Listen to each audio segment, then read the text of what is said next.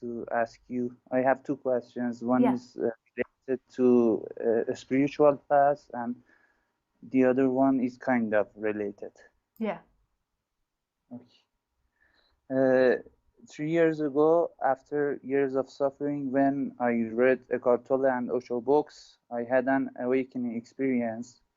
One day, when I was looking at a tree and witnessing my breath, suddenly everything felt silent, and after that, I felt deep peace and stillness. My perception of the world changed completely. I was in this state for 7, 8 months, but with a few unpleasant things happening, the old patterns of suffering slowly returned. And after a while, peace and happiness were almost gone, and Mm, tension in the body was back. mm, Now, after 3 years, I experience the love and peace only in glimpses, and there is long time between these glimpses. mm. Of course, I suffer much less now, especially since I've been listening to your talks, but I feel stuck.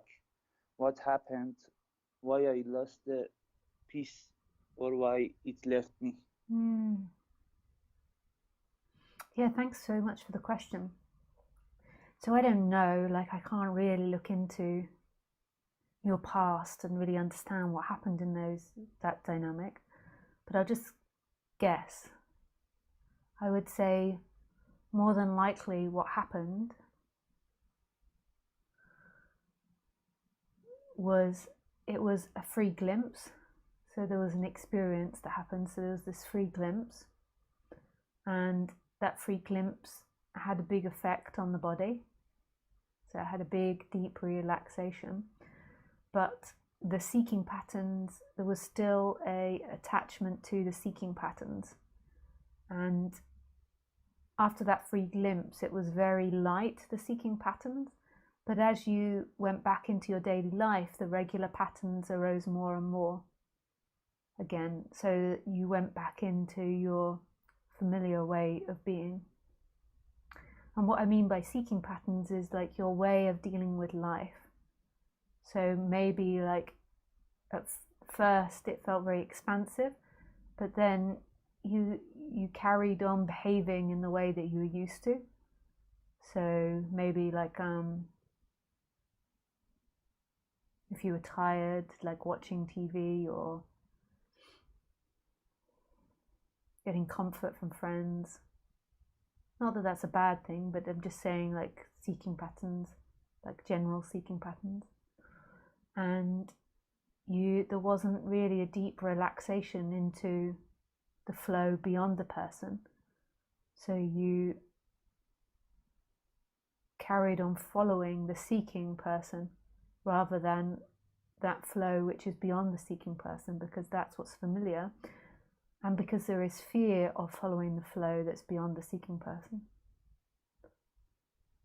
So that's how what I would suspect happens, but I can't guarantee that. I would suspect that there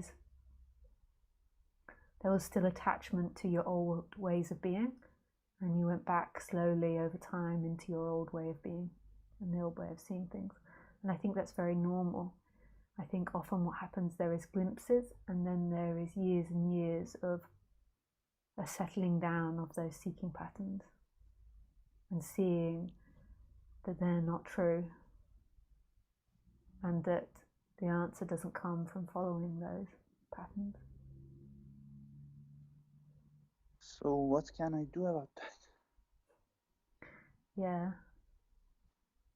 What do you feel that you can do about that? What do you feel the answer is? I don't know. For example, you said seeking patterns. I've been thinking about this talk with you for a week, Yeah. every day. Uh, Even this, I couldn't sleep when I was thinking about it. Yeah. Yeah. So to me, that would be a seeking pattern more than likely. And so that would be the opportunity to see through the illusion. So there's something that happened in that where there was some part of you that believed that I would give you freedom. So it might not be based on money or sex or power, but then me and this conversation in some way would give you freedom. That's on the ultimate level. On the more subtle level, it might be that I can rescue you. It might be that I like you and you want to feel loved. It might be wanting to be seen. I think all of them. Yeah, so it's just this recognition and really seeing that that's not true. That's not where freedom is. Freedom is always what's happening, which is no thing and everything. It's that which is experiencing now. It's this present moment. It's never found in something you do. It's right here. So this is the illusion which leads most people's lives. This addiction to time. Time is my savior. And time isn't your savior. Time is something that's very illusory. Something that we're imagining, we're dreaming of. It's this dream world. So your freedom is in what exists now. It's not in getting love from somebody, getting appreciation from somebody, being recognized, being heard. These are all injuries that have happened in the person and miscalculations that have happened in the person. So maybe for many years as a child you were not seen by your parents, and then it becomes part of you. This person that's not good enough, this person that's not worthy, this person that doesn't deserve. So then there is a seeking to validate that and a seeking to get out of that. But that's never who you were. That is a pattern that's played out. Who you are is what's prior to that. Who you are is what you've always been.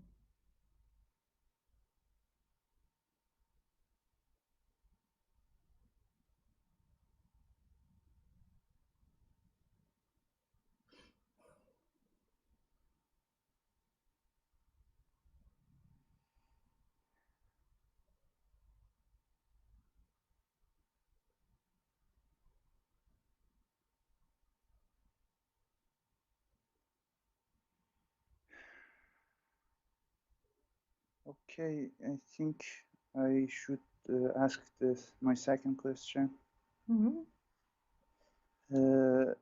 I've been offered a job doing paperwork for an iron ore mining company. They extract iron stone from the fields and mountains. I recently turned down a government job offer because they sometimes had to cut down the trees and I didn't want to be part of that. Is this the same situation? Do they damage the ears by extracting the iron ore? What should I do? Accept the job or not? I'm confused.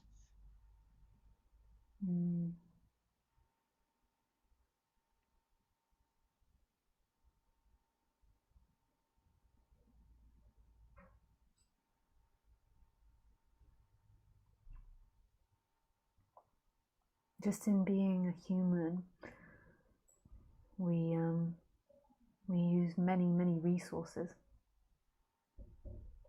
There isn't actually a good or bad.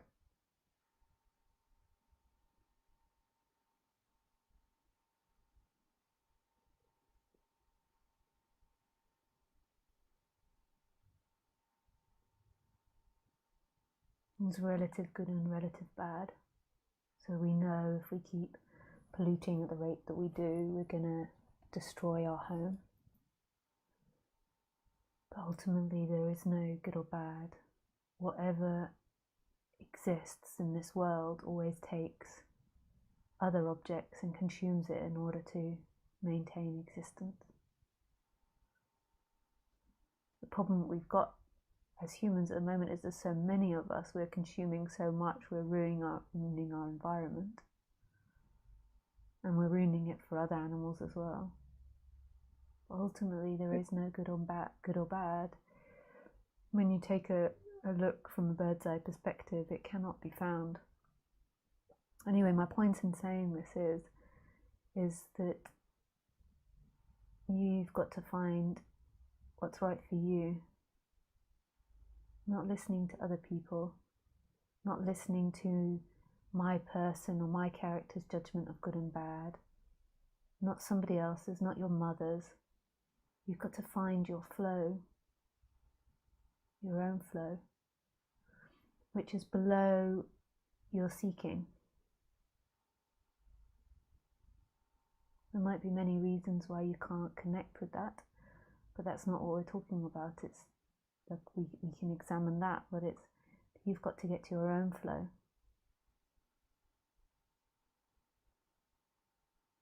If somebody else tells you what to do,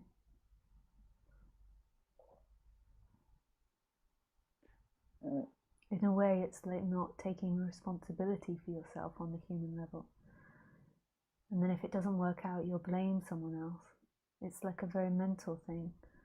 And you have to get used to acting from this place of flow inside you, this place of openness inside you.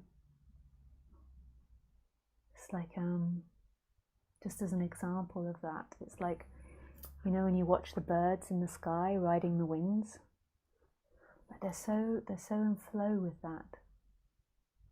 There isn't a second to think, there isn't a second to be separate from that.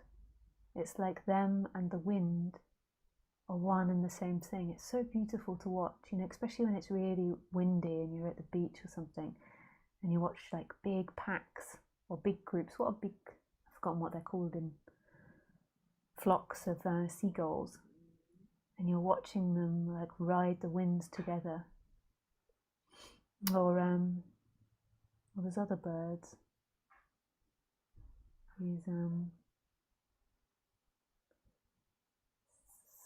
I've forgotten the name of them, and they fly in these massive groups and they move together and they're so in flow with everything. I can't tell you what that flow is. It's something you've got to discover yourself from an internal investigation. And it's not really something you do, it's something that happens. There is an investigation into who you are and what moves you, and what's true and what's not true, and what's seeking and what's illusion. You know, when I want to investigate that, my body feels so tough and tight. There could be many reasons for that. It might not just be about the resources, you know, like, and the environment that's concerned. There might also be fear around working, about being independent, about your relationship to work, feeling empowered or disempowered, feeling caged by society, you know, like No, I was talking about investigate the true nature, not the work, not the job. You feel very hard, did you say? Yes.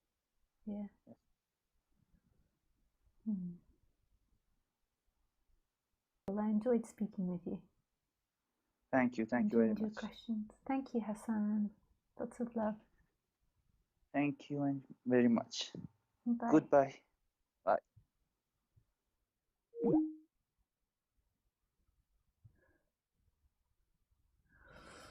Nice. So call me